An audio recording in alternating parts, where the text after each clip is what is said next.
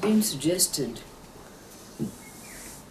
that when we burned up our karma, our conditioning has been stripped away, and we've dropped our belief systems, that we're like an onion that's been peeled. But that puts us on the horns of a dilemma, because in the place where the onion was, there's no center for us to come back to. We can no longer point to our hearts and say, come back to our heart center. So let's see what this story evokes for us as a question related to this dilemma. And it's the story about a very great shipping magnate, a tycoon who owned a shipping fleet that plied the 7 seas. He even owned the ports in which the ships picked up their cargo and brought it to rest for sale. But he had not always been rich. In fact, in his youth he had been very poor, and it was only by good luck and good management that he had come to this position of such wealth. But he also had a mother who was a well-known mystic, and so he'd been imbued with the spiritual teachings from a very early age. Now one day our shipping magnate was in a foreign country entertaining a number of politicians at a dinner. But just after they'd finished their aperitifs and canapes and they were sitting down to have the first course of their sumptuous meal served, a middle-aged man entered the room, obviously in a very great state of agitation, bordering on panic.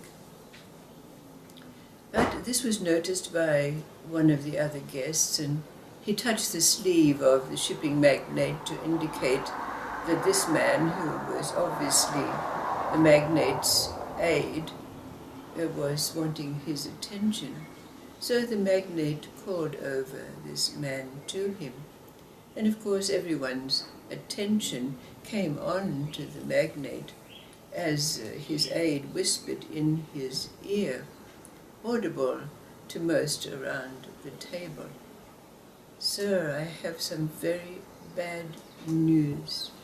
Your ships have been sunk at sea by pirates and robbers, and it is said that the ports have been burned. In fact, it seems that your empire is crumbling." Now the shipping magnate, sitting there quietly, all of a sudden looked off into the distance somewhat. And then he turned to his aide and he said, "It is good." And then he dismissed him. And he went on with his conversations to his guests and companions, and the meal was served. But just when they'd arrived at a time when dessert was about to come to the table, again the man came out into the room seeking the attention of the magnate. And this time he noticed his presence and called him over. But this time the man was obviously in somewhat of a state of elation. So when he came over and whispered in the magnate's ear, he said, "Oh, sir, I have very good news. It seems that it was not your ships or your ports that had been attacked, but those of another. Your whole sphere is intact, sir." So again, the shipping magnate seemed to have a faraway look in his eye and looked out into the distance. And then again he turned to his aide and said, "It is good." And then he said to his aide, "I'll be with you in about an hour or so," and dismissed him. So the meal was finished, and within the hour the shipping magnate was in the office where his aide had his eyes glued to the television. So when the magnate came into the room, his aide came to him and brought him up to date with the latest of what had been revealed about the attacks that were going on. And the magnate asked him several questions. When that dialogue was completed, his aide said to him, "Sir, I wonder if I can ask you a personal question, if it would not trouble you." And the magnate, of course, responded, you may ask me any question you like, and I'll answer you truthfully." So his aide said, "When I first came to you with the very dire news of what had happened, you said, 'It is good.' And then when I came to you and gave you the news that it was all not as it seemed, and again you said, 'It is good.' May I ask you what you meant by that?" And the shipping magnate said, "Well, you see, I went to my spiritual center to see whether it was perturbed. And when I found that it was not, I was able to say, 'It is good.' And when you came to me with what was good news, I again went to my spiritual center to see if it was perturbed, and I found that it was not."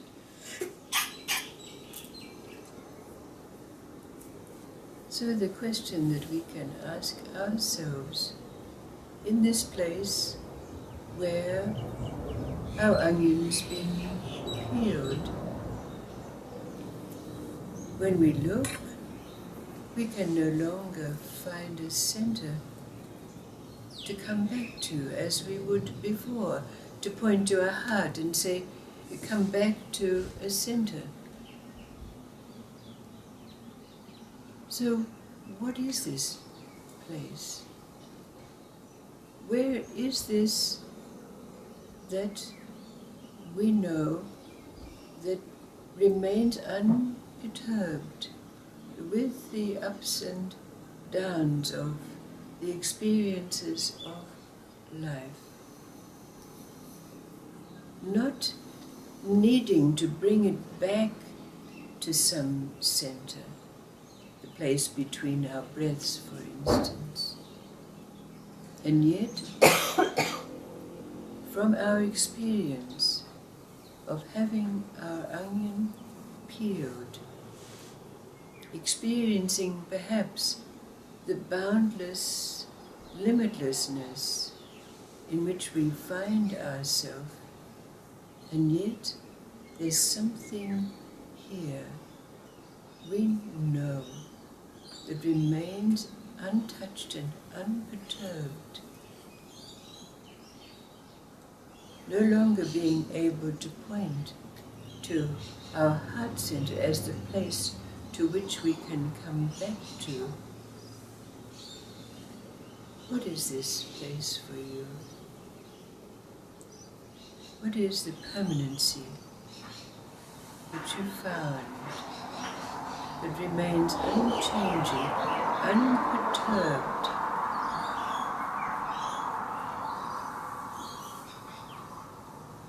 And if we do move momentarily into the emotions of a moment,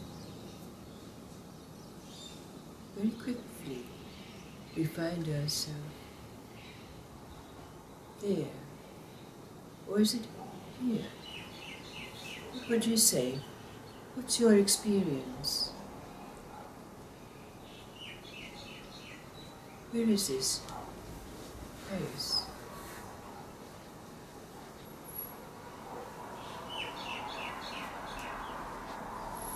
Why did the shipping magnate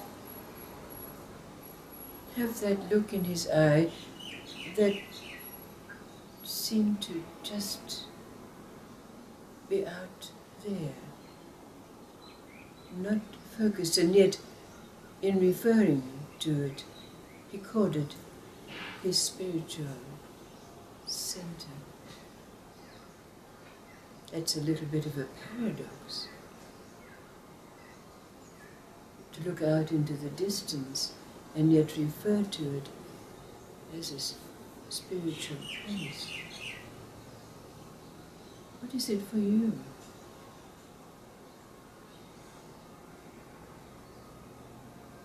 Where do you come back to in those moments where life pulls you out into its fluctuations,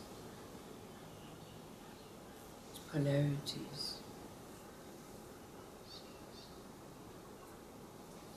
That more and more is a place of permanency,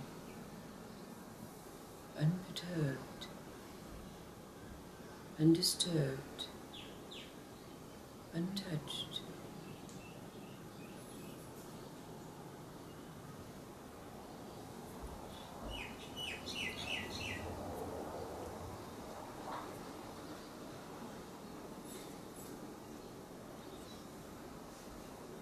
It's everywhere and nowhere at the same time. Yes. Boundless, limitless. And yet, is it a place?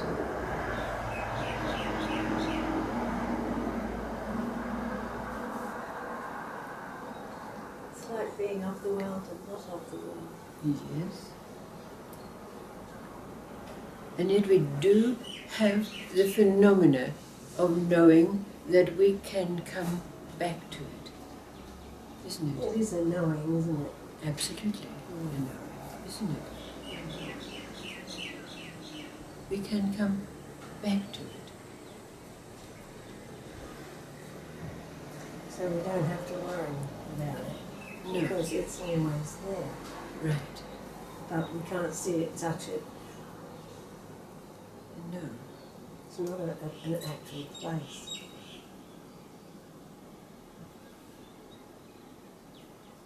So how do we claim it? What is its solidness that allows us to recognize it, come back to it, if it's not? It's an acceptance, I think. It's an acceptance that we acknowledge it, it's there. Yes. These last days, the stories that have been told have been referring to it as knowingness. Perhaps we'll find another name for it as time goes on. Thank you.